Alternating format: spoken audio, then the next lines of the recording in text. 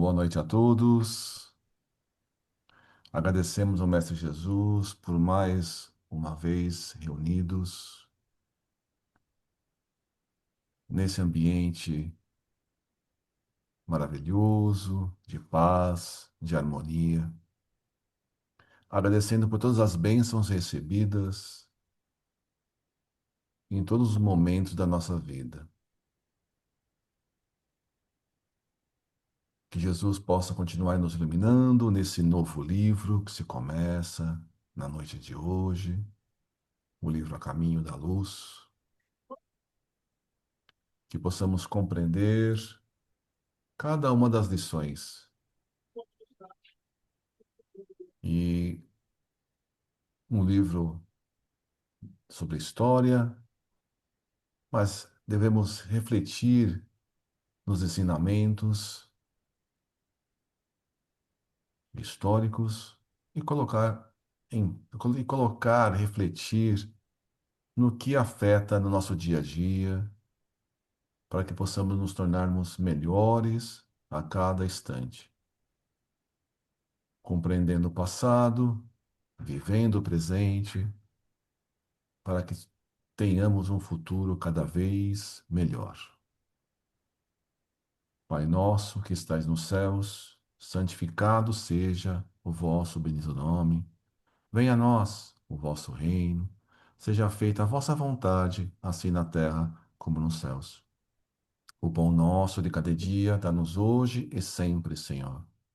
Perdoa-nos, Senhor, nossas dívidas, assim como nós perdoamos aos nossos devedores. E não nos deixeis cair em tentação e livra-nos de todos os males, porque teu é o reino, o poder, a glória e a misericórdia. E graças ao bom Deus. O Evangelho, segundo o Espiritismo, foi aberto no capítulo. Capítulo 18. Muitos os chamados e poucos os escolhidos, e a lição é: a quem muito foi dado, muito será pedido. Muito bem, uma lição que a gente deve ler, refletir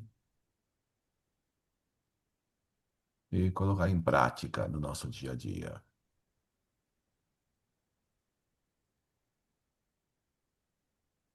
Bom, como foi dito, a gente vai começar um novo livro.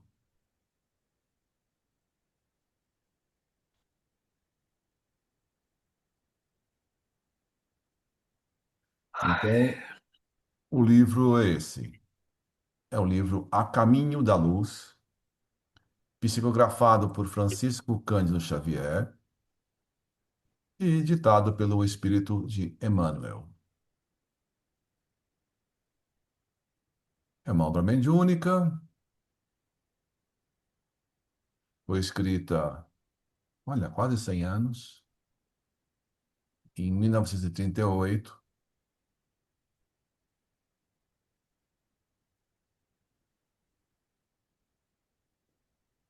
e ele trata exatamente da história. Então, ele fala um pouquinho sobre a gênese planetária, a vida organizada, sobre as raças adâmicas.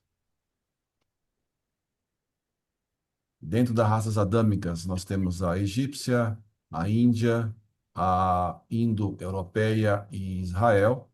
Essas quatro são raças adâmicas.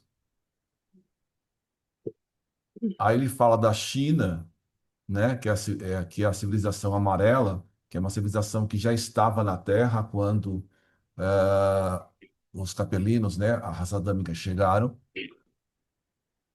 Fala das grandes religiões do passado, a Grécia e a missão de Sócrates. Aí fala sobre Roma, o Império Romano, a vinda de Jesus, o Império Romano e seus desvios, a edificação cristã, a evolução do cristianismo, a igreja e a invasão bárbara, a Idade Média, os abusos do poder religioso, as cruzadas, a Renascença, a época da transição, né, entre a as duas épocas, né,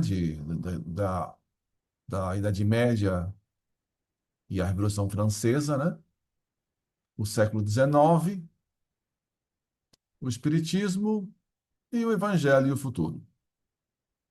Então, dá uma passada nas várias civilizações, nas várias partes da história. Então, o livro começa com um antelóquio.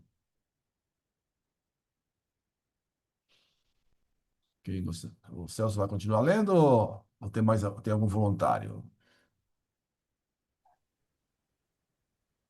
Continuo, não tem problema. Então vamos lá, Celso. Bom, antelóquio, preâmbulo, né? Um preâmbulo. Meus amigos, que Deus vos conceda paz. É-me grata a vossa palestra a respeito dos nossos trabalhos. Esperemos e supliquemos a bênção do alto para o nosso esforço. Dando seguimento aos nossos estudos, procuraremos esforçar-nos por mostrar a verdadeira posição do Evangelho do Cristo, tanta vez incompreendido aí no mundo em face das religiões e das filosofias terrenas. Não deverá ser este um trabalho histórico. A história do mundo está compilada e feita. Nossa contribuição será a tese religiosa, elucidando a influência sagrada da fé e o ascendente espiritual no curso de todas as civilizações terrestres. O livro do irmão Humberto, que deve ser a Brasil, Coração do Mundo e Pátria do Evangelho, né? Está escrito aqui.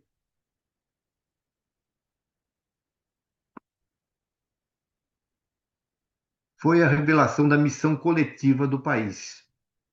Nosso esforço consistirá tão somente em apontamentos à margem da tarefa de grandes missionários do mundo e de povos que já desapareceram, esclarecendo a grandeza e a misericórdia do Divino Mestre. Vamos esperar os dias próximos, quando tentaremos realizar nossos planos humildes de trabalho. Que Deus vos conceda a todos tranquilidade e saúde, e a nós as possibilidades necessárias. Muito vos agradeço o concurso de cada um no esforço geral. Trabalhemos na grande colmeia da evolução, sem outra preocupação que não seja a de bem servir àquele que, das alturas, sabe de todas as nossas lutas e lágrimas. Confiemos nele, no seu coração augusto e misericordioso, parte a fonte de luz e da vida, da harmonia e da paz para todos os corações. Que ele vos abençoe. Emmanuel. Mensagem recebida em 17 de agosto de 1938, um ano antes do início da guerra, da Segunda Guerra Mundial. Então ele cita aí sobre o livro Brasil, Coração do Mundo, Pátria do Evangelho, que fala sobre o Brasil e a história bem focada no Brasil, fala de Dom Pedro II, Dom Pedro I, e desde a preparação, antes da descoberta do Brasil, quando Jesus chama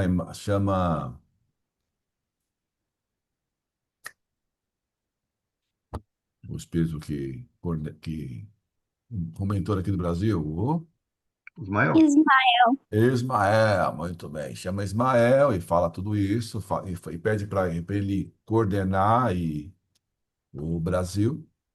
E esse livro, ele diz, né? O Emmanuel diz que é um livro, não é um livro histórico. Não vai falar sobre a história, porque a história tá narrada nos livros, né? Então, o enfoque de Emmanuel sobre falar sobre as civilizações é mais para falar da parte religiosa. Então, ele vai dar um enfoque diferente dos livros de história. Não vai relatar a história em si, vai falar sobre civilizações, sobre pessoas, né? É por isso que é as diretrizes aí e tal, o que ele deve falar nesse livro. comentando que o nome do livro A Caminho da Luz, em outra mensagem de Emmanuel, ele, ele explicando para por que que na Bíblia tem a palavra salvação, né? Ele diz que a salvação para os judeus da época não é a salvação, salvar do quê, né? A salvação, na verdade, é a condução, né, do início do ascendente espiritual, bem do início, até a pureza do espírito, que ele chama de luz, né? Por isso ele fala, por isso que o tema é a caminho da luz. E salvação ele chama isso, é quando o espírito ele ele acaba adquirindo bastante luz, então ele está salvo da ignorância, ele está pronto para o trabalho, vamos dizer assim, espiritual mais elevado. Só para comentar porque eu lembrei disso daí, tá? Introdução. Enquanto as penosas transições do século XX se anunciam ao tinir do sinistro de armas, porque está um ano antes Segunda Guerra Mundial, né? As forças espirituais se reúnem para grandes reconstruções do porvir. Aproxima-se o momento em que se efetuará a aferição de todos os valores terrestres para o ressurgimento das energias criadoras de um mundo novo. É que, e natural é que recordemos o ascendente místico de todas as civilizações que surgiram e desapareceram, evocando os grandes períodos evolutivos da humanidade, com as suas misérias e com os seus esplendores para afirmar as realidades espirituais acima de todos os fenômenos transitórios da matéria. Esse esforço de síntese será o da fé, reclamando a sua posição em face da ciência dos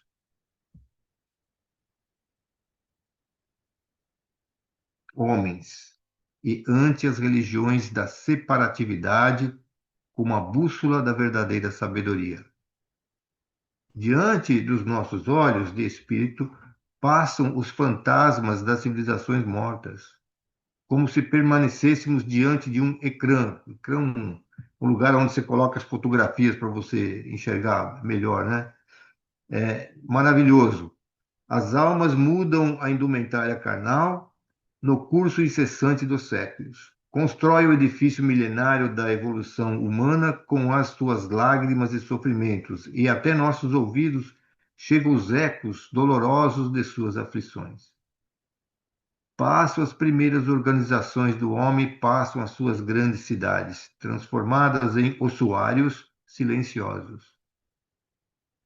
O tempo, como patrimônio divino do espírito, renova as inquietações e angústias de cada século, no sentido de aclarar o caminho das experiências humanas.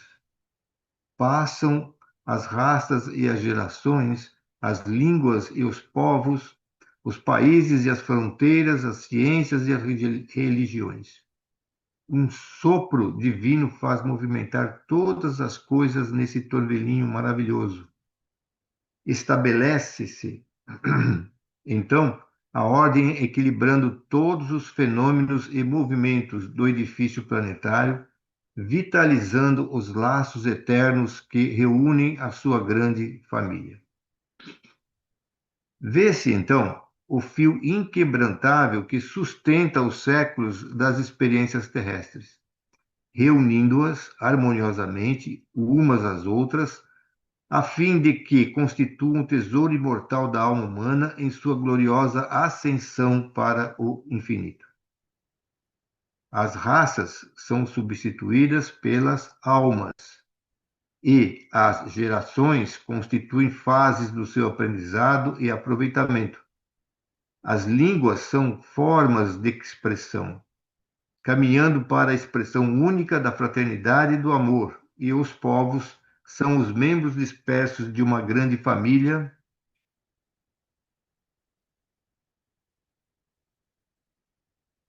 trabalhando para o estabelecimento definitivo de sua comunidade universal. Seus filhos mais eminentes no plano dos valores espirituais São agraciados pela Justiça Suprema, que legisla no alto para todos os mundos do universo, e podem visitar as outras pátrias siderais regressando ao orbe, no esforço abençoado de missões regeneradoras dentro das igrejas e das academias terrenas. Na tela mágica dos nossos estudos, destacam-se esses missionários que o mundo muitas vezes crucificou na incompreensão das almas vulgares, mas, em tudo e sobre todos, irradia-se a luz desse fio de espiritualidade que diviniza a matéria, encadeando o trabalho das civilizações e, mais acima, ofuscando o ecrã das nossas observações e dos nossos estudos. Vemos a fonte extraordinária luz, de onde parte o primeiro ponto geométrico deste fio de vida e de harmonia que equilibra e satura toda a Terra, numa apoteose de movimento e divinas claridades. Nossos pobres olhos não podem divisar particularidades nesse deslumbramento, mas sabemos que o fio da luz e da vida está nas suas mãos. É ele quem sustenta todos os elementos ativos e passivos da existência planetária. No seu coração augusto e misericordioso está o Verbo do princípio. Um sopro de sua vontade pode renovar todas as coisas, e um gesto seu pode transformar a fisionomia de todos os horizontes terrestres.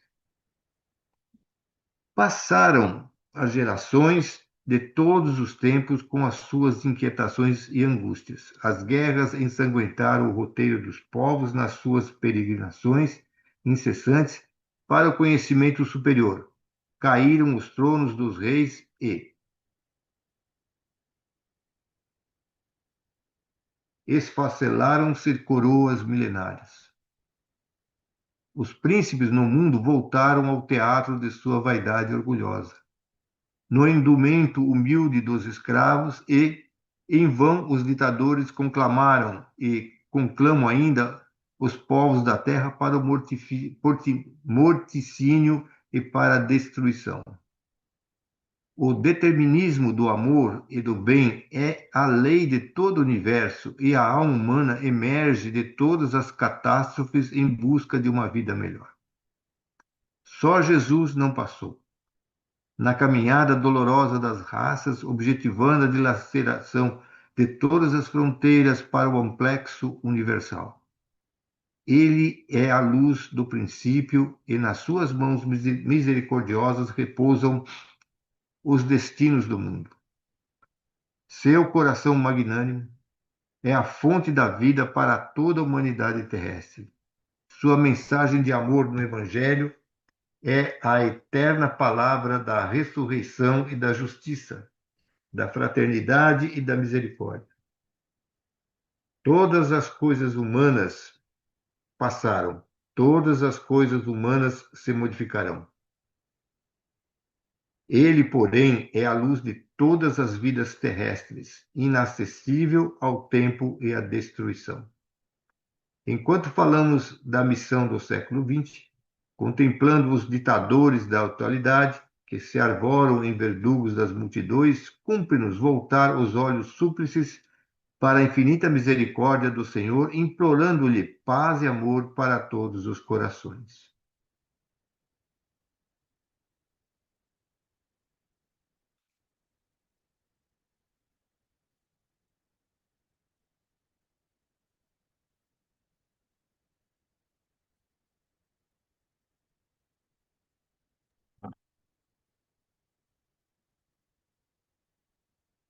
Então, aí está dizendo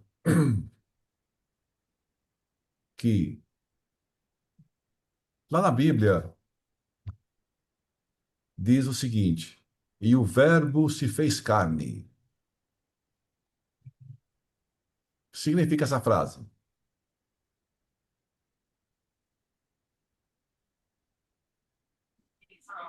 Que Jesus veio até nós nos ensinar. No Seu. começo, é isso mesmo, Sônia, tá perfeito. O verbo é Jesus. Lá no começo da Bíblia, na Gênese, ele fala: e faça-se a luz, e faça-se isso, e faça-se aquilo, né? E lá fala: e faça-se isso, e é feito. E faça-se aquilo, e é feito. E faça-se aquilo, e é feito. Nessa de falar e fazer, falar e fazer, falar e fazer, né? Quem está fazendo, quem está realizando, quem está construindo a terra? Na verdade, é Jesus. Então, Jesus é um criador, é um grande co-criador. Nós somos pequenos criadores, pequenos co-criadores. Jesus é um grande co-criador. Então, Jesus colaborou com toda a criação desse planeta. Então, Jesus, que é o verbo que a Bíblia cita, é quem colaborou, quem criou a Terra. Quem está na criação e na organização desse planeta desde antes da formação da Terra. Então, no livro vai falar sobre a geração da Terra. Jesus está nessa parte. Jesus já está colaborando, gerenciando e organizando desde a criação. Aí ele fala no texto que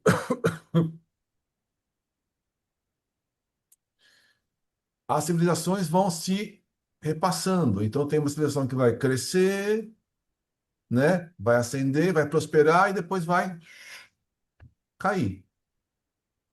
Então, ao longo da história, existiram grandes civilizações, como o Império Romano, o Império Etrusco e vários outros grandes impérios que tiveram ascensão e depois a queda.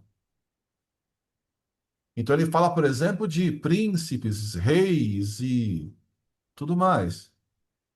E que numa vida é príncipe e ele acaba fazendo besteiras, judiando e explorando, e numa vida sequente ele vem como escravo, para entender o que ele impôs para as pessoas. Então ele está falando da própria troca das civilizações e troca nossa de posições, que a gente está numa posição hoje, na vida seguinte, na posição diferente, e cada reencarnação que a gente passa e troca, a gente está numa situação diferente para ter um aprendizado diferente. O texto também falou de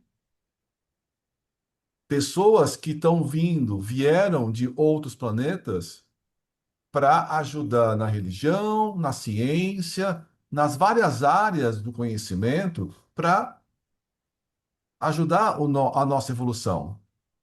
Então, a gente já falou nas outras semanas que estão vindo reencarnar no planeta espíritos de outros orbes para ajudar na transição planetária, para ajudar no planeta de regeneração. Mas isso não está acontecendo só agora. Aconteceu sempre.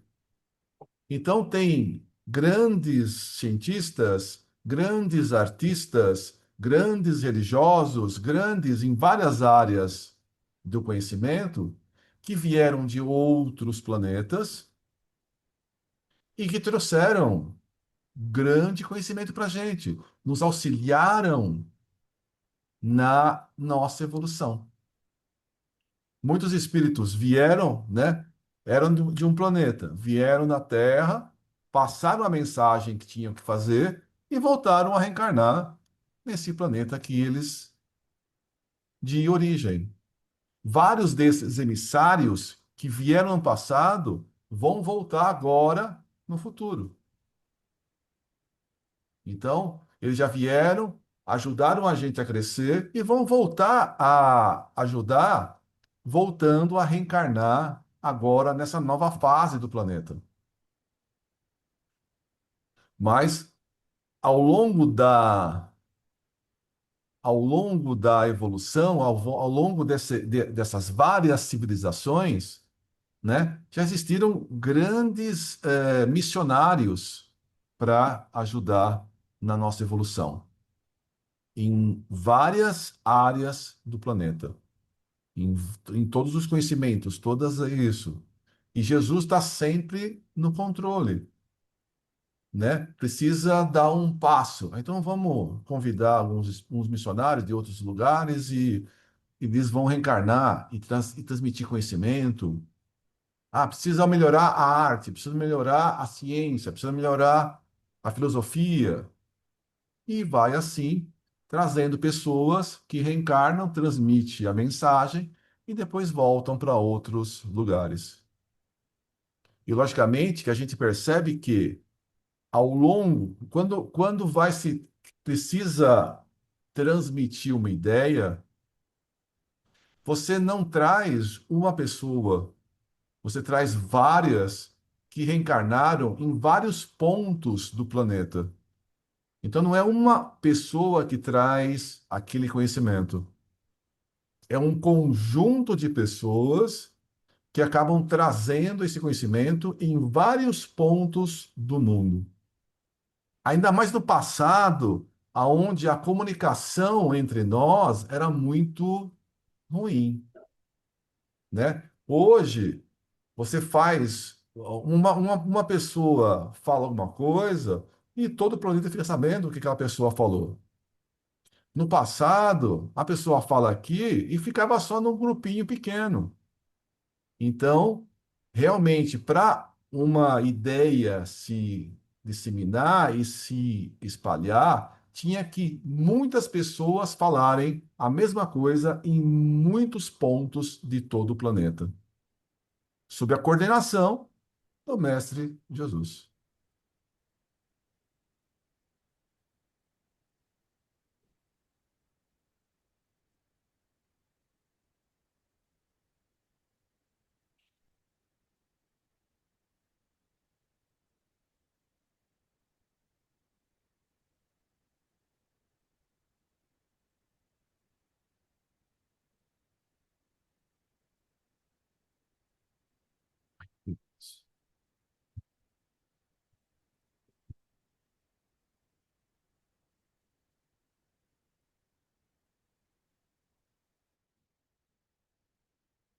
Então, capítulo 1, a Gênese planetária, a comunidade dos espíritos puros.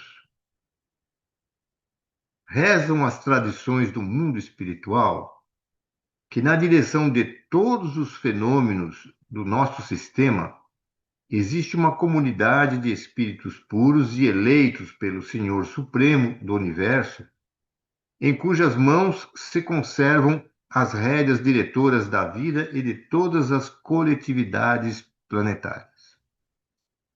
Essa comunidade de seres angélicos e perfeitos, da qual é Jesus um dos membros divinos, ao que nos foi dado saber, apenas já se reuniu nas proximidades da Terra para a solução de problemas decisivos da organização e da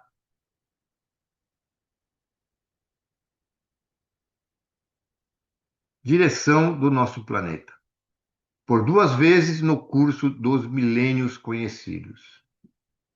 A primeira verificou-se quando o orbe terrestre se desprendia da nebulosa solar, a fim de que se lançassem no tempo e no espaço as balizas do nosso sistema cosmogônico e os pródromos da vida na matéria em ignição do planeta, e a segunda, quando se decidia a vinda do Senhor à face da terra, trazendo à família humana a lição imortal do seu evangelho de amor e redenção.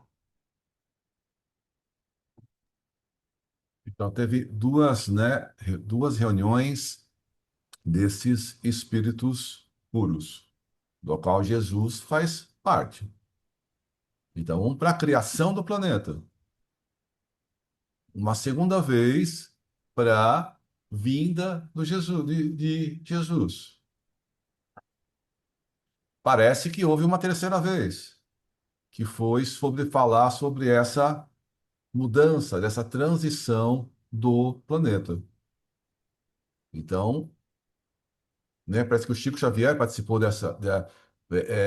ficou sabendo dessa reunião falando dessa transição, que foi exatamente então, a primeira vez para a criação, a segunda vinda de Jesus. E parece que houve uma terceira vez aonde se conversou sobre a mudança, essa transição do planeta, que a Terra está indo para o processo de regeneração, então me parece que houve uma terceira reunião. Foi no momento em que teve o lançamento do Livro dos Espíritos aí, né? Que é o Consolador, o início do Consolador aí na face da Terra, que, que teve essa reunião. E aí, se eu não me engano, prolongaram por mais 100 anos, depois mais 100 anos, aí, né? E essas coisas aí. Aí foi isso, e essa reunião foi esclarecida pelo próprio Ismael, né? Que contou a respeito disso. Bom, a ciência de todos os tempos. Não é nosso propósito trazer à consideração dos estudiosos uma nova teoria da formação do mundo. A ciência de todos os séculos está cheia de apóstolos e missionários. Todos eles foram inspirados ao seu tempo, refletindo a claridade das alturas, que as experiências do infinito lhes imprimiam na memória espiritual e exteriorizando os defeitos e concepções da época em que viveram, na feição humana de sua personalidade. Na sua condição de operários do progresso universal, foram portadores de revelações gradativas no domínio dos conhecimentos superiores da humanidade.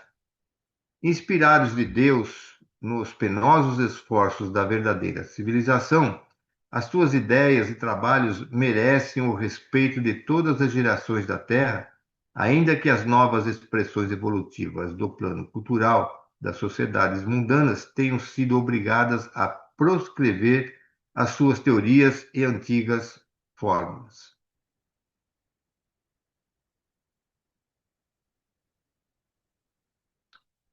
Lembrando-nos, porém, mais detidamente de quantos souberam receber a intuição da realidade nas perquisições do infinito. Busquemos recordar o globo terráqueo em seus primeiros dias. Então, os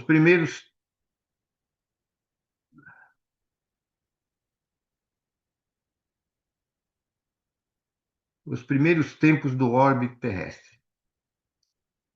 Que força sobre-humana pode manter o equilíbrio da nebulosa terrestre, destacada do núcleo central do sistema, conferindo-lhe um conjunto de leis matemáticas dentro das quais se iam manifestar todos os fenômenos inteligentes e harmônicos de sua vida por milênios de milênios. Por milênios de milênios? É uma pergunta, né? Distando do Sol cerca de 149 milhões e 600 mil quilômetros, e deslocando-se no espaço a velocidade diária de 2 milhões e 500 mil quilômetros em torno do grande astro Dia, imaginemos a sua composição nos primeiros tempos da existência como planeta. Laboratório de matérias ignescentes, o conflito das forças telúricas e das energias físico-químicas opera as grandiosas construções do teatro da vida. No imenso cadinho onde a temperatura se eleva por vezes a 2.000 graus de calor, como se a matéria colocada num forno incandescente estivesse sendo submetida aos mais diversos ensaios para examinar-se a sua qualidade e possibilidades na edificação da nova escola dos seres. as descargas elétricas em proporções jamais vistas da humanidade despertam estranhas comoções no grande organismo planetário, cuja formação se processa nas oficinas do infinito. Criação, Então, criação da Lua. aí está dizendo o seguinte, né? É, no início, todo o sistema solar era de muita energia, muito calor, é uma grande nebulosa, uma grande nuvem de energia. Aos poucos, isso foi se condensando. Então foram se formando os vários planetas. Nessa fase, a Terra era uma grande massa de energia muito quente. Então, existia, né, é como se você pega, por exemplo, um vulcão, a lava, são temperaturas elevadas. Essas temperaturas elevadas, essas lavas vêm do centro da Terra. Então, quando a gente vê uma lava, a gente tem uma ideia de como é o interior da Terra. À medida que foi passando o tempo, né, essa grande massa de grande energia, toda líquida, houve uma solidificação, a temperatura baixou na superfície. Por isso que é chamada de crosta terrestre. A superfície da Terra, ela é sólida. Mas logo abaixo da superfície, que é uma camadinha fina, eu tenho essa parte líquida, que ainda está em temperaturas elevadas. Nessa época da criação, né, antes da criação da Lua, ele está falando que está tudo uma massa líquida. É como se tivesse toda a Terra, como se tivesse um vulcão em lavas. Era toda uma mistura, como se fosse a lava. Então, temperaturas ainda mais altas do que a própria lava que tem hoje. Então, está tudo em ebulição, está tudo em movimento, está tudo. E nisso ainda estava sendo feita toda a manipulação de Jesus e os seus trabalhadores para manipular e formar a Terra da melhor maneira possível.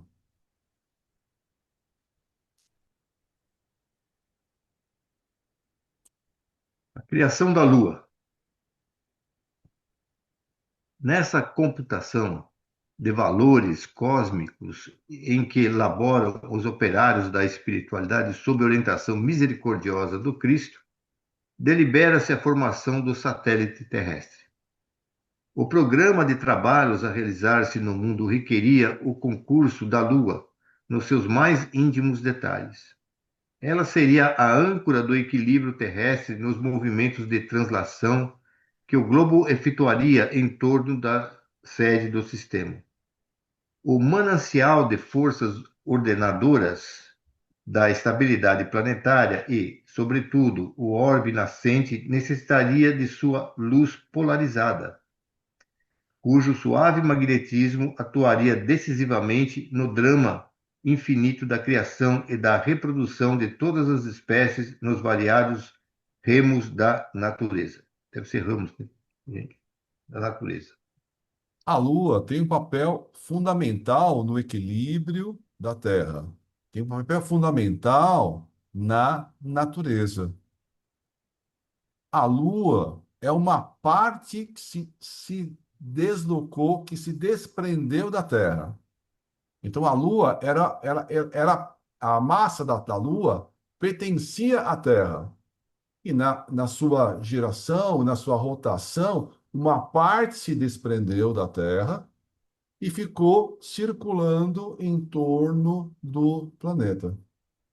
Então, no parágrafo anterior, lá em cima, na outra parte, ele fala que a Terra está a tantos mil quilômetros do Sol e está girando em torno do Sol. A Lua era parte da Terra e ele acaba se desprendendo uma parte da Terra, né? E acaba girando em torno da Terra. E a massa da Lua e como ela faz isso permite que a vida exista no planeta. A Lua tem um papel fundamental em toda a vida do planeta. E a ciência percebe, né, a importância da Lua, a massa muito bem equilibrada da Lua, todo o comportamento, e fala assim: ah, por acaso a Lua se formou e de certas características que fizeram com que a vida fosse, que existisse na Terra. Então, tem vários fenômenos da natureza, como o Emmanuel está dizendo, que dependem da natureza da Lua, da existência da Lua. Então, está tudo bem, muito bem calculado, equilibrado na hora da criação do planeta. Bom, o planeta é criado, a Lua é criada, é calculado quanto é a massa da Terra, quanto tem que ser a massa da Lua, para que exista um equilíbrio perfeito em todo o sistema. Bonito isso, né? Que ela exerce um magnetismo, né, sobre a Terra, e esse magnetismo é que influencia na reprodução dos seres vivos que tem aqui, né? E, e essa inteligência da espiritualidade que comandada por Jesus é que calculou tudo isso daí, né? Porque a gente fala, "Bom, é o acaso", mas não é o acaso. Ele está dizendo que não é o acaso, que são os espíritos co-criadores aqui, né? Os engenheiros siderais lá, os engenheiros ali que trabalharam tudo isso. Bom, a solidificação da matéria. Então, como o Lanius disse, né? Estava tudo em ignição, tudo em lava, né? Agora ele vai solidificar. Na grande oficina surge, então, a diferenciação da matéria ponderável, dando origem ao hidrogênio. As vastidões atmosféricas são amplo repositório de energias elétricas e de vapores que trabalham as substâncias torturadas no órbito terrestre. O frio dos espaços atua sobre esse laboratório de energias incandescentes e a condensação dos metais verifica-se com a leve formação da crosta solidificada. É o primeiro descanso das tumultuosas comoções geológicas do globo. Formam-se os primitivos oceanos, onde a água tépida sofre pressão difícil de descrever-se. A atmosfera está carregada de vapores aquosos e as grandes tempestades varrem em todas as direções a superfície do planeta, mas sobre a Terra o caos fica dominado como por encanto. As paisagens aclaram-se, fixando a luz solar que se projeta nesse novo teatro da evolução e vida. As mãos de Jesus haviam descansado após o longo período de confusão dos elementos físicos da organização planetária. Então, ele fala do hidrogênio, né? O hidrogênio é o elemento mais simples do universo. O Sol e é o elemento que mais existe no universo, o elemento mais abundante no universo. O nosso Sol, ele é feito, né, os sóis, em particular o nosso, ele é feito de hidrogênio. Então, esse hidrogênio, a partir da fusão nuclear de dois átomos de hidrogênio, eu formo átomos de hélio e muita energia. Então, a energia que é gerada pelo nosso Sol, ela vem de uma fusão nuclear. No nosso Sol, além de formar o hélio, são formados outros elementos químicos. Não, pergunta, não é aí que é formado todas as substâncias da tabela periódica? Sim, nessa fusão? sim, sim. Então, você, a partir da fusão do hidrogênio, forma o hélio. A partir de fusão de átomos de hélio, forma outros elementos. Então, aos poucos, vão se formando cada um dos elementos da tabela periódica. Então, a partir da mesma matéria-prima, então, o hidrogênio já é simples. Lógico que o fluido cósmico universal ainda é mais simples do que o hidrogênio. Mas a partir do fluido cósmico universal se forma o hidrogênio. A partir do hidrogênio se forma o hélio. E assim vão se combinando os elementos, formando elementos cada vez mais complexos. Então, na Terra existe, né, uma grande variedade de elementos químicos que aos poucos vão se transformando, né, que foram se transformando e se acumularam aqui na Terra. Esses mesmos elementos químicos que tem na Terra, tem em todo o universo, né? Em proporções diferentes, em quantidades diferentes, mas são os mesmos elementos em todo o universo. Então, ele está dizendo que esses elementos estavam, como tinha os elementos, mas estava uma temperatura muito alta, estava tudo líquido. Tinha vapor, tinha gases e tinha líquido. À medida que a temperatura começou a resfriar, principalmente na superfície, os metais e as substâncias foram se tornando sólidas e começou a formar a superfície do globo. O que o Emmanuel descreve aí em dois, três parágrafos aconteceram em bilhões de anos, né? É uma coisa que por muito e muito e muito e muito tempo, né? Não é? São milhões, trilhões de anos para acontecer o que ele descreveu nesse trechinho aí, né? Aí depois que começou a resfriar, ainda existia ainda uma grande névoa densa que não permitia que o sol chegasse, porque era uma nuvem muito preta. Aí, aos poucos, esfriou mais ainda, que permitiu a formação da água na forma líquida. Aí que começou a formar água líquida no planeta, aí começou a formar os rios, os mares, né? Logicamente que mares ainda, numa temperaturas muito elevadas ainda, mas aos poucos, né, com toda a condução e a organização, né, e os experimentos que Jesus fez, chegou nesse ponto. Isso aí. Está escrito aí, ó, após longo período de confusão dos elementos físicos, né, da organização planetária. Então, longo período são milhões de anos, né? Milhões de anos, né? E só lembrando que nesse ponto aí não tinha América do Sul, nem Europa, nada, né? Era, nem sei se era Pangeia, né? Eu acho que era antes ainda disso daí, né? Eu acho que é antes da Pangeia. O divino escultor. Sim, ele havia vencido todos os pavores das energias desencadeadas.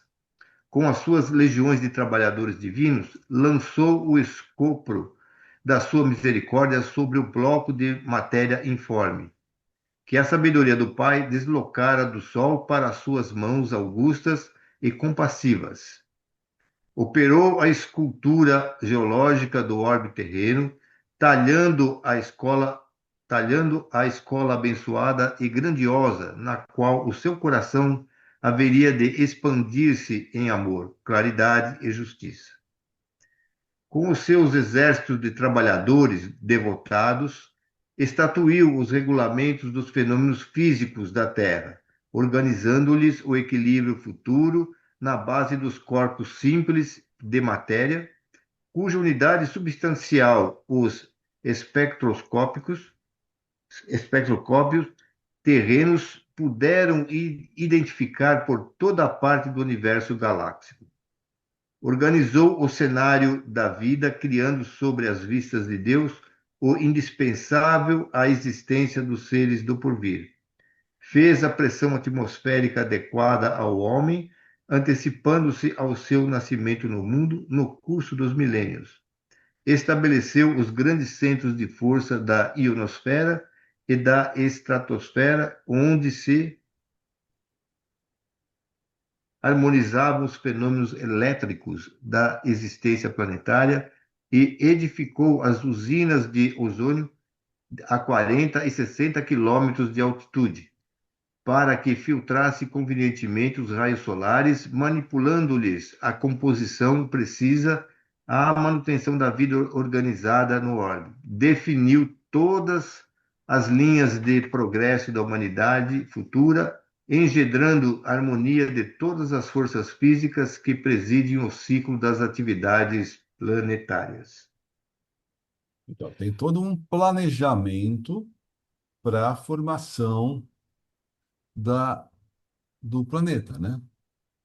Um Então, detalhe não teria vida, né? Um, oi? de- um detalhe fora do lugar não teria vida. Não teria Exatamente. estrutura para ter vida. Exatamente. Qualquer coisinha fora, a vida não seria possível aqui no planeta. Então tem que estar tudo pronto. Então tudo isso foi sendo preparado ao longo de milhões de anos. Então ele está falando, por exemplo, que na estratosfera existe uma camada que é de ozônio.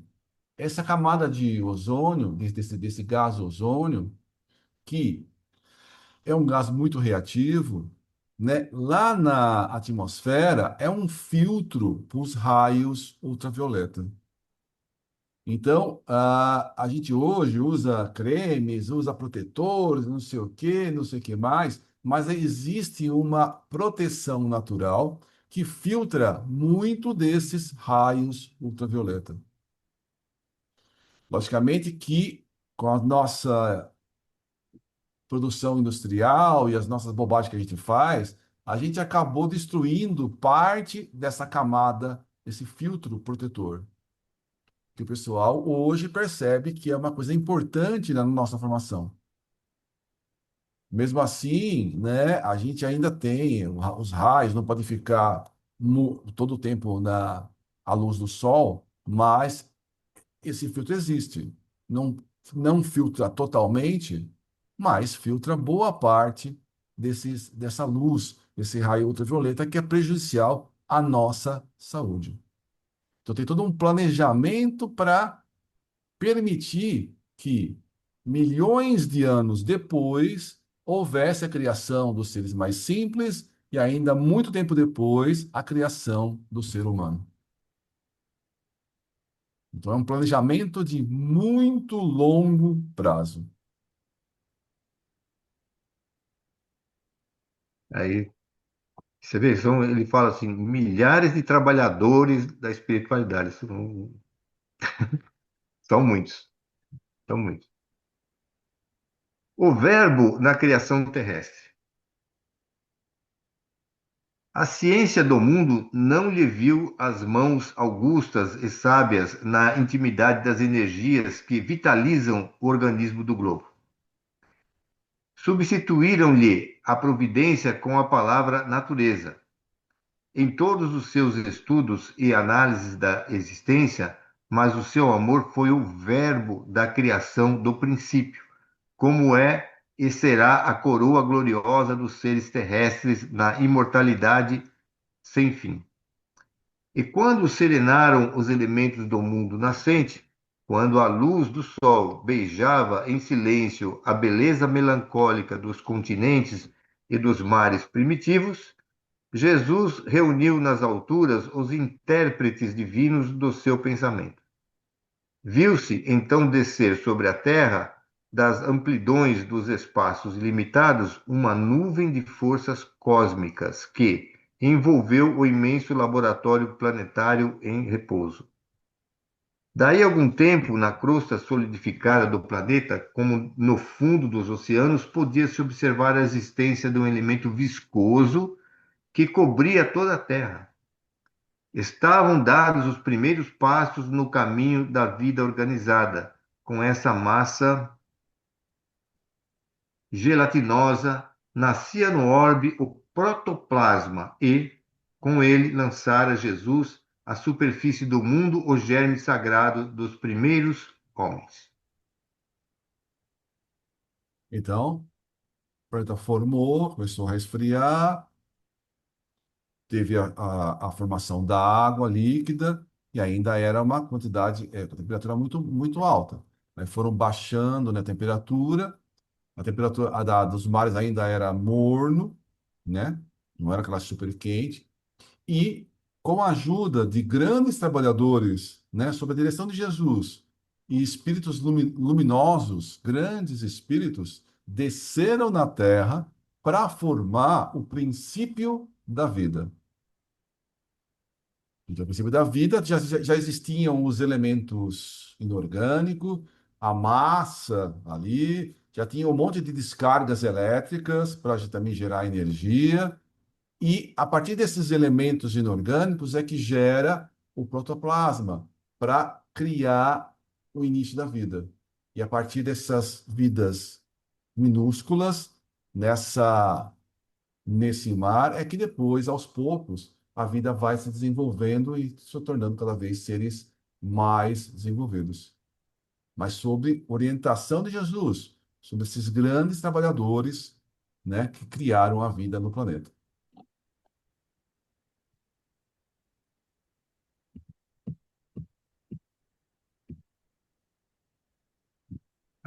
Capítulo 2 agora, né? A vida organizada. As construções celulares. Sob a orientação misericordiosa e sábia do Cristo, laboravam na terra numerosas assembleias de operários espirituais. Como a engenharia moderna, que constrói um edifício prevendo os menores requisitos de sua finalidade, os artistas da espiritualidade edificavam o mundo das células, iniciando, nos dias primeiros, a construção das formas organizadas e inteligentes dos séculos por vindouros. O ideal da beleza foi a sua preocupação dos primeiros momentos, no que se referia às edificações celulares das origens. É por isso que, em todos os tempos, a beleza, junto à ordem, constituiu um dos traços indeléveis de toda a criação. As formas de todos os ramos da natureza terrestre foram estudadas e previstas. Os fluidos da vida foram manipulados de modo a se adaptarem às condições físicas do planeta, encenando-se as construções celulares segundo as possibilidades do ambiente terrestre, tudo obedecendo a um plano pré-estabelecido pela misericórdia e sabedoria do Cristo, consideradas as leis do princípio e do desenvolvimento geral. Então, tem um planejamento de longo prazo. Nesse planejamento de longo prazo foi criado o protoplasma. Depois do protoplasma foi criado as células. E todos os seres do planeta são baseados nessas células.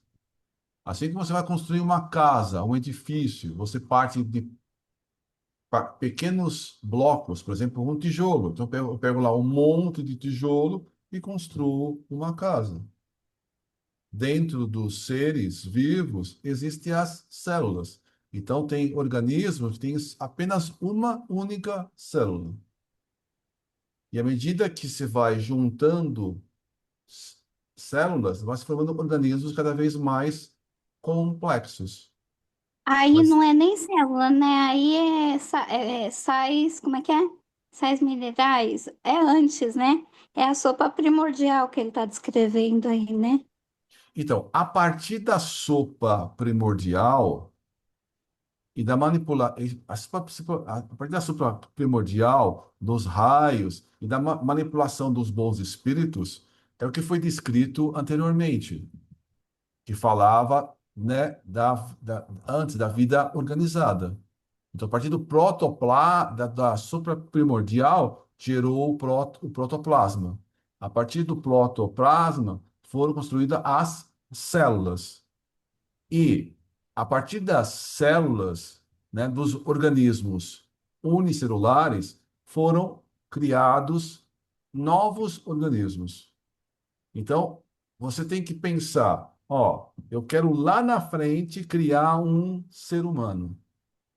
Eu quero que o ser humano consiga viver nas condições do planeta. Então, eu tenho uma temperatura que eu vou ter lá na frente, uma atmosfera que eu vou preparar lá na frente.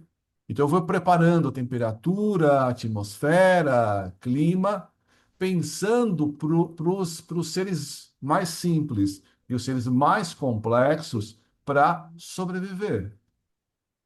Então, existem muitos planetas no universo. Existem vários planetas no universo que têm umas características parecidas com a Terra, em termos de temperatura e condições.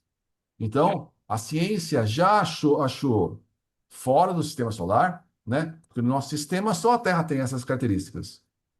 Mas já acharam fora do sistema solar vários planetas que se parecem em condições na Terra, a Terra. Mas, para haver vida, você tem que ter vida adequada àquele tipo de condições ambientais. Então, Jesus estava já planejando, eu vou ter temperaturas assim, umidade, pressão e tudo mais. Então, vou ter um organismo nessas condições. Então, eu vou ter que criar o meu tijolinho, as minhas células, que eu utilize para criar seres mais desenvolvidos. Então, você vai construir um edifício, né? Você quer construir uma casa. Para construir uma casa, você pode usar tijolos comuns, tijolos que a gente tem no dia a dia. Vai no mercado lá e comprar um tijolo e construir a casa. Agora, eu quero construir um edifício de 100 andares.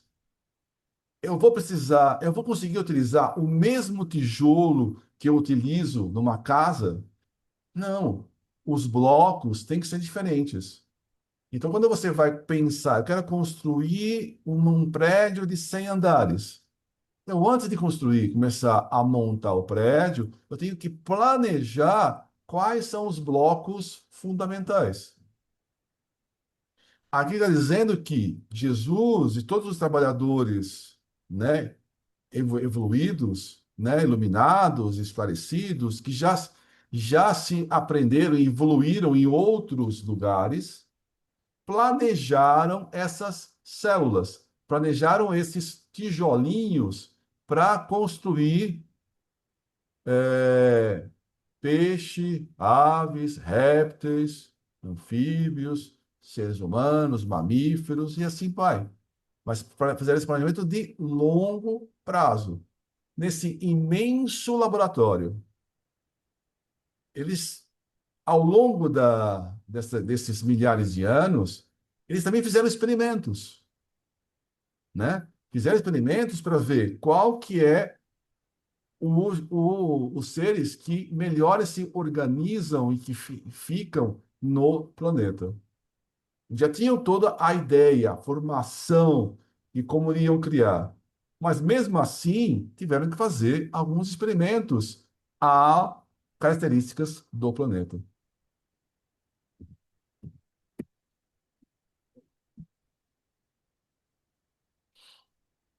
Pois é. Vamos lá, hein? Os primeiros habitantes da Terra. É nós. É nós chegando. Dizíamos que uma camada de matéria gelatinosa envolvera o orbe terreno em seus mais íntimos contornos. Essa matéria amorfa e viscosa era o celeiro sagrado das sementes da vida. O protoplasma foi o embrião de todas as organizações do globo terrestre, e se essa matéria, sem forma definida, cobria a crosta solidificada do planeta, em breve a condensação da massa dava origem ao surgimento do núcleo, iniciando-se as primeiras manifestações dos seres vivos. Os primeiros habitantes da Terra, no plano material, são as células albuminoides, as amebas, e todas as organizações unicelulares, isoladas e livres, que se multiplicam prodigiosamente na temperatura tépida dos oceanos. Com o escoar incessante do tempo, esses seres primordiais se movem ao longo das águas, onde encontram o oxigênio necessário ao entretenimento da vida, elemento que a terra firme não possuía ainda em proporções de manter a existência animal, antes das grandes vegetações. Esses seres rudimentares somente revelam um sentido, o do tato, que deu origem a todos os outros, em função do aperfeiçoamento dos organismos superiores. Então, a vida existia só nos mares. Vidas muito simples, vidas de uma única célula. E a partir daí é que vão ser gerados outras células, outra organismo com mais formas, mais células, né, que vão crescendo em termos de complexidade mais ao longo do tempo. O protoplasma não tinha núcleo, né? Aí depois é que foi formado o núcleo, aí vieram as gominoides e aí as amebas, né? Aí que eles começaram a se multiplicar, né? Isso, esse núcleo é o núcleo da célula. Isso, Então, quando a gente estuda a biologia, cada célula tem várias partes. E uma das partes da célula é o núcleo, onde fica, acho que, o DNA da célula. isso. Ele tem os cromossomas. Bom, a elaboração paciente das formas.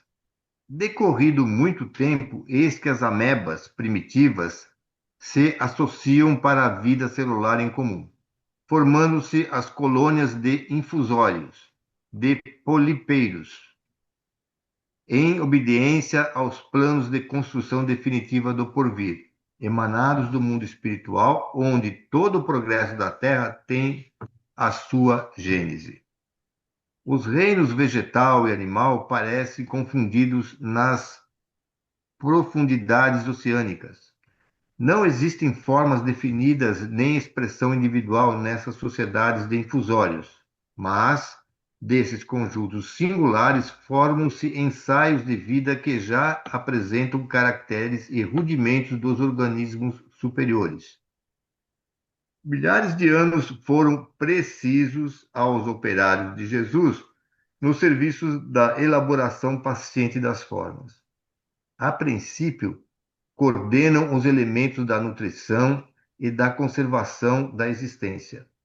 O coração e os brônquios são conquistados e, após eles formarem-se os pródromos celulares do sistema nervoso e dos órgãos da procriação, que se aperfeiçoam definindo-se nos seres.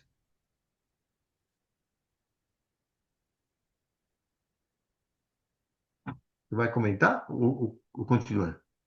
Ah, então, o Emmanuel está falando, né? As coisas vão acontecendo milhares de anos, mas ele está falando bem rapidamente, né?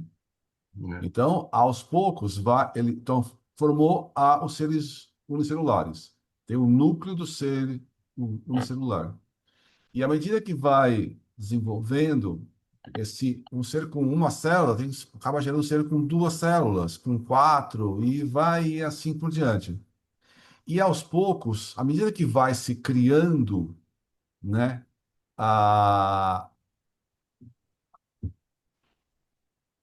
vai se criando cada vez mais, vai se multiplicando as células, vão se organizando e vão se formando novas estruturas. Então, por exemplo, a estrutura do sistema nervoso, a estrutura de cada uma das partes. Então, quando a gente estuda a biologia, a gente percebe, por exemplo, existe a célula de um organismo, de um animal. A célula desse organismo, desse animal, do ser humano, do rato, de seres, tem umas certas características. Ele fala, por exemplo, da formação das grandes plantas terrestres. Até agora, tinha formado só organismos na parte dentro dos oceanos. Depois, esses seres vão sendo criados e vão sendo gerados. Depois eles formam as plantas no próprio mar. Formam as algas que geram oxigênio. Então vão sendo gerados organismos mais complexos. Só depois é que começa a ter a geração e a formação de plantas na Terra. Então começa a gerar plantas na Terra e essas plantas vão se modificando, vão se transformando, formando os vários tipos de plantas. Também as células das vegetais têm um certo formato dela, um certo padrão, que é diferente, por exemplo, das células de outros seres vivos. Tem características comuns, mas tem coisas diferentes. Eu não sei falar muito bem sobre cada uma das células. Eu tenho uma noção básica da célula, mas, por exemplo, o organismo da planta, eu nunca estudei direito, não, tá? Essa parte não, eu não domino, não. A Sônia depois pode falar mais sobre as células das plantas, do eucalipto, da samambaia, e assim vai. Então, aos poucos, vai sendo de maneira mais complexa. Até aqui, tá claro? Alguma pergunta?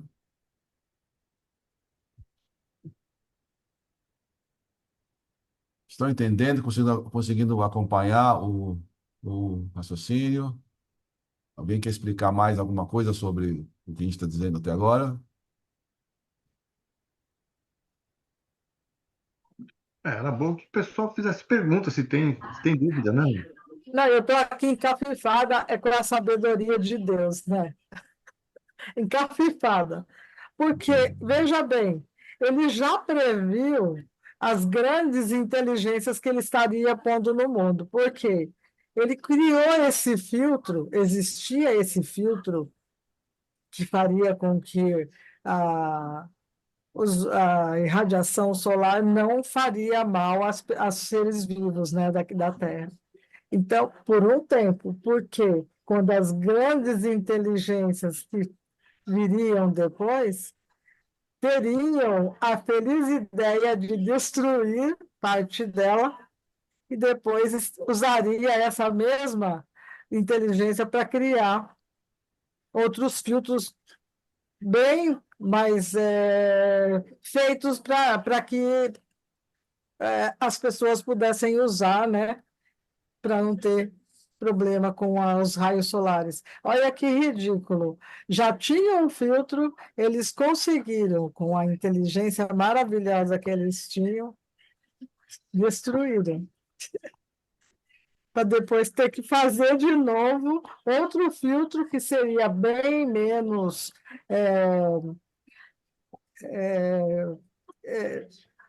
Que seria bem menos. Eficaz. Como? Eficaz. Claro.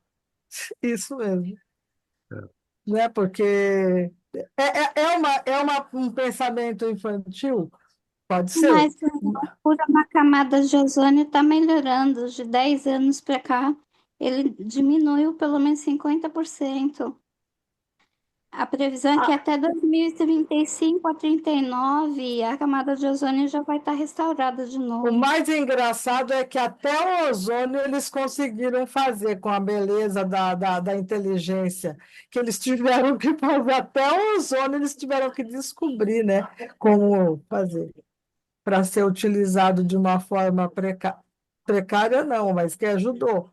Mas se não fosse essa, como que eu digo? Eu estou procurando a palavra. Se não fosse a nossa interferência no sistema, né? Nada disso seria necessário. Pronto, já falei. Tchau. Então, no É, sistema. Leo, Oi. desculpa, com referência às plantas, né? Você fala das células, você também não estudou tanto e eu não estudei nada, né? Mas eu estou aqui pensando, né? A criação, porque as plantas aquáticas elas servem para uma coisa, né? Serve para alimentar a vida marinha, não é isso? Né? Assim como as plantas que nos rodeia via terrestre nos alimenta. Então tem aquelas que servem para alimentar, servem aquelas que servem para cura, não é assim? Então cada um tem o seu tipo de organismo, né? Essas Sim. são as diferenças, né? Então, existe, como está falando, né? Jesus e uma grande quantidade de trabalhadores foram gerando eh, espécies diferentes. Hoje, quando a gente estuda, a gente percebe que existe um monte de tipos de insetos, um monte de tipos de plantas, vários tipos de animais. Ah, tem um universo todo lá no fundo do mar, né, que a gente ainda desconhece, porque é tão fundo lá no mar, naquela região aonde nem a luz atinge, né, regiões abissais, que aonde tem praticamente a luz não atinge, pressões elevadíssimas. Então a gente não consegue chegar, mesmo com equipamentos sofisticados, ainda a gente consegue ir lá e chegar e estudar. Então ainda existe uma grande quantidade de organismos vivos que a gente não conhece no planeta. Então, na hora de criar, se criou um monte de tipos de seres diferentes. Então, imagina, e foi criado vários tipos, né? Logicamente que começou a se criar pelos organismos mais simples. E à medida que vai se organizando os organismos, vão se criando cada vez mais. Ele falou de formação, por exemplo, do sistema nervoso. Quando a gente estuda biologia, a gente classifica os seres por semelhança e por organização. Então, você separa cada organismo em classes. Aí você fala, essa classe de organismos tem essas características. Então, por exemplo, a aranha, ela tem 8 patas, certo? Nunca contaram as patas da aranha? A aranha é uma classe chamada de aracnídeos. Todas elas têm 8 patas, ou 4 pares de patas. Os insetos têm quantas patas?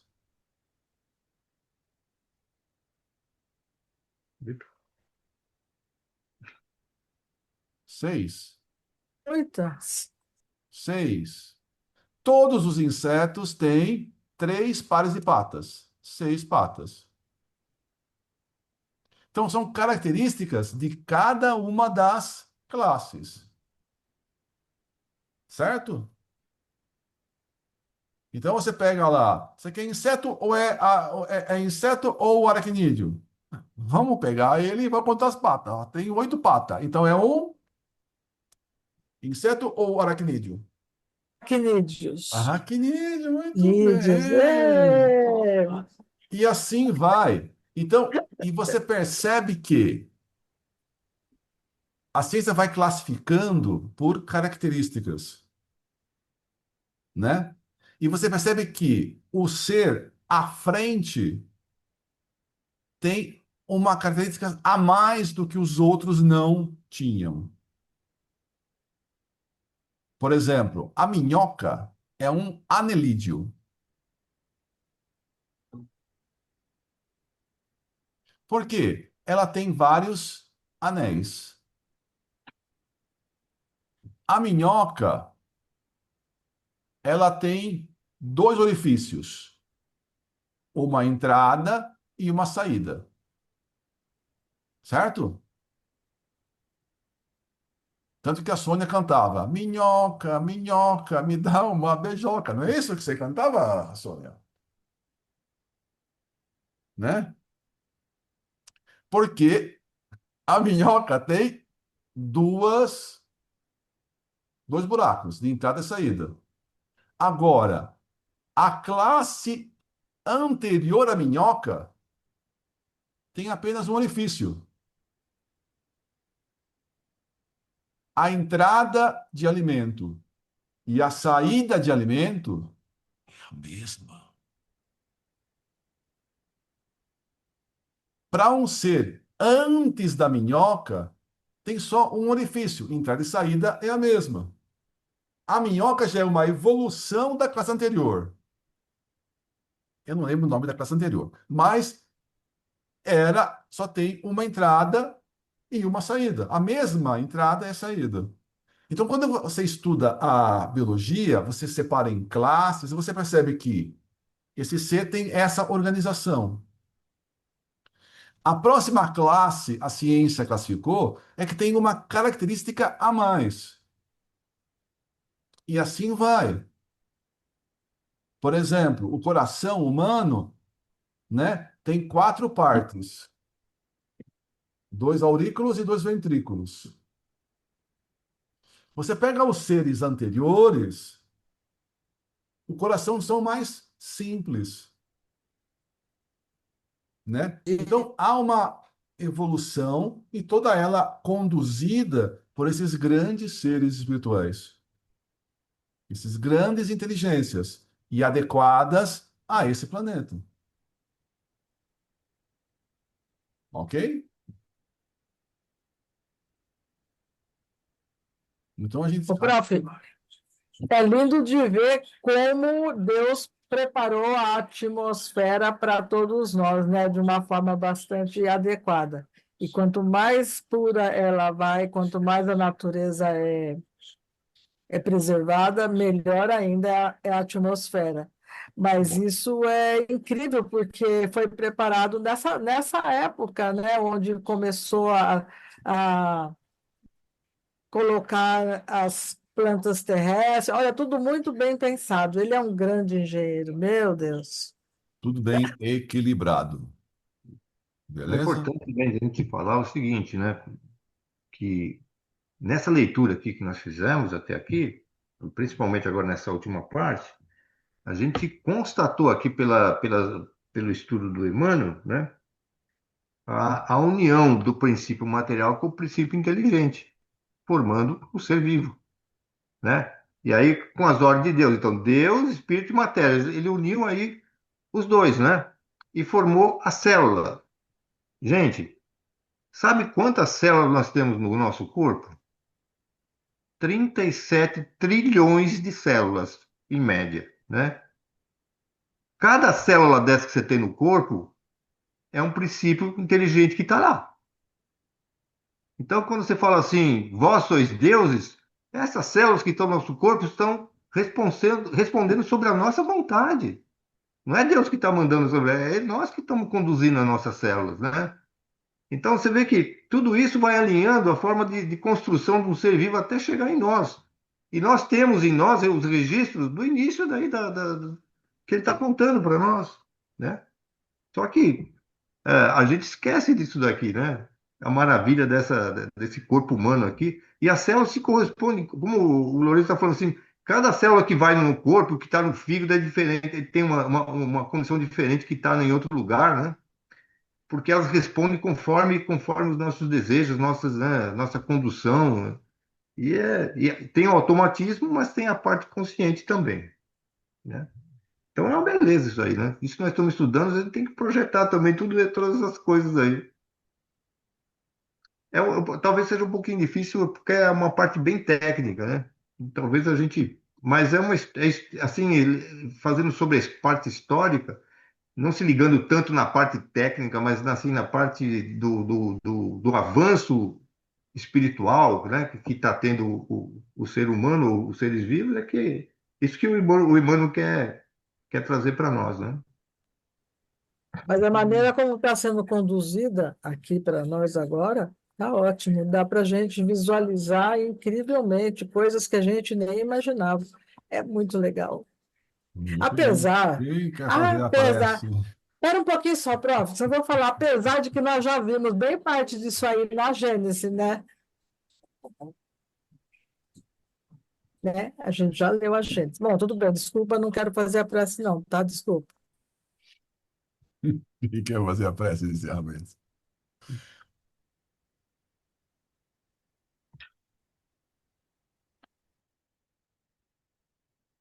Voluntários? Eu faço.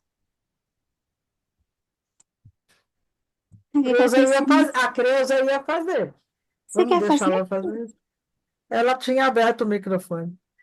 Oh, Vai, não, então Andressa. faz. Vai, Assim ela não Andressa. fez. Pode fazer. Deixa eu lá fazer, eu vou fechar. Faz, Creuza.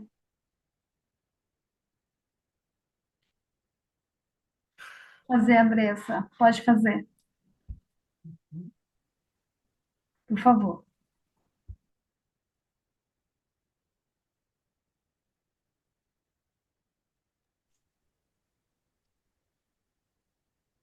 Agradecemos a Deus nosso Pai, a Jesus nosso Mestre, a lição estudada na noite de hoje, que consigamos compreender adequadamente o livro, para internalizar as lições aqui aprendidas da melhor forma, da forma mais adequada ao nosso crescimento espiritual. Já agradecendo de antemão por essa oportunidade de juntos e com tanto esclarecimento estarmos aprendendo. Pedimos a Deus nosso Pai, a Jesus nosso amado Mestre, a proteção dos nossos lares, que tenhamos a harmonia necessária ao desenvolvimento do nosso aprendizado do dia a dia, trazendo harmonia e equilíbrio necessário a todo o aprendizado de nossas reencarnações.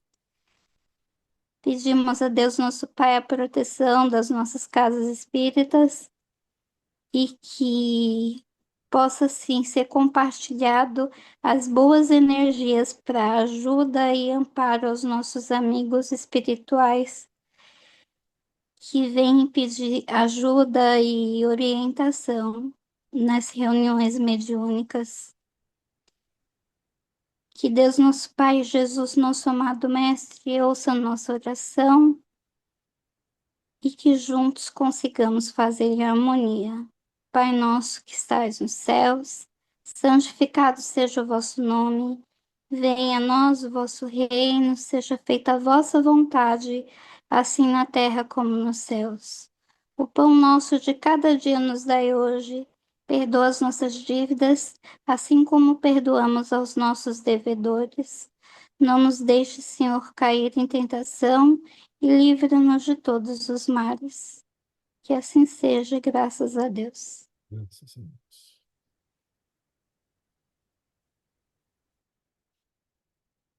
Uma boa evidência.